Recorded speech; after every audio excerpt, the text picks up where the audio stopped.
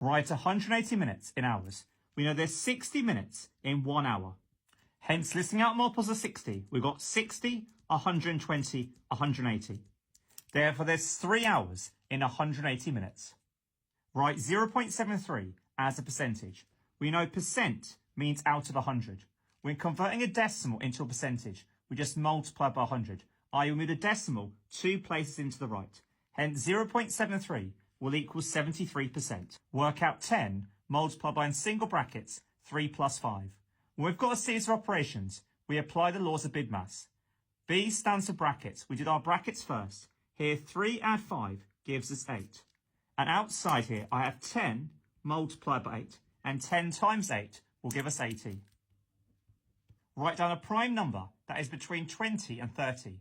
Well, a prime number only has 2 factors, the number 1 and itself. The only prime numbers that are between 20 and 30, in this case, are 23 or 29. Find a number that is exactly halfway between 7 and 15. To find a number that's halfway, I start by adding up my 2 numbers. Here's 7 plus 15, and I always divide by 2 to find the number that's halfway. 7 add 15 will give us 22, and 22 divided by 2 will give us 11. Harry is planning a holiday for 4 people for 7 days. Here are the costs for the holiday for each person. Work out the total cost of holiday for 4 people for 7 days. My first step is to work out the total cost for each person. Well, I know the travel for each person is 150, so I'm going to write it down. Plus, the hotel is £50 for each day, and they're spending 7 days. So it's going to be 7 times £50, and 7 times 50 gives us 350. So the cost of the hotel for each person is £350. Plus the spending money for each person for the holiday is 250. So I'm going to add on 250. Always starting on the right. 0 add 0 add 0 gives us 0. 5 add 5 is 10. Add 5 gives us 15. So 5 down, carried 1. 1 add 3 is 4. Add 2 is 6. Add 1 is 7. So the total cost of the holiday per person is £750. As we're told there's 4 people and the total cost is £750 per person. I'm now going to do 750 multiplied by 4. Always starting on the right. 4 times 0 is 0. 4 times 5 is 20, so 0 down, carry the 2. And 4 times 7 is 28, add the 2 are carried, gives us 30. So the total cost of the holiday for 4 people for 7 days is £3,000. In Adam's garden, the flowers are only red or white or yellow or blue. The chart shows the number of red flowers, the number of white flowers, and the number of yellow flowers. The total number of flowers is 30. Work out number of blue flowers. Well, first we're adding up number of red. Red, we know there's 8. White, we know there's 10. And yellow, we know there's in between 4 and 6, therefore is 5. Adding up 8, add 10, add 5. That comes to a total of 23. As we know, there's only 30 flowers in total in this garden. Therefore, I'm going to do 30, subtract 23, which will give us 7. Hence, there's 7 blue flowers. Write down the mode. Well, mode is our most common. Our most common, in this case, is white. Write the following fractions in order of size. Start with the smallest fraction. To compare fractions, we must have a common denominator.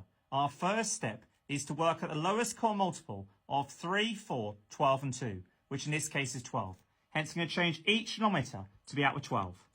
Looking at my first fraction, what have I multiplied 3 by to get to 12? I've times it by 4. Hence, I must do the same to the top to keep it equivalent fraction. Or 1 times 4 is 4. Look at my second fraction. What have I times 4 to get to 12?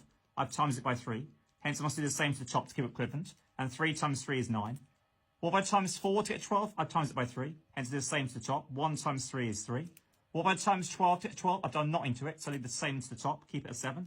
What have I times 2 to get to 12? I've times it by 6. Hence, it's the same to the top. 1 times 6 gives us 6. Now they all have the same common denominator of 12. I can just look at the smallest number on the numerator, i.e. the top. So the smallest number on the top, in this case, is the 3. So therefore, as my original fraction, that's a quarter. My next smallest number on the top is the 4, which originally is my third.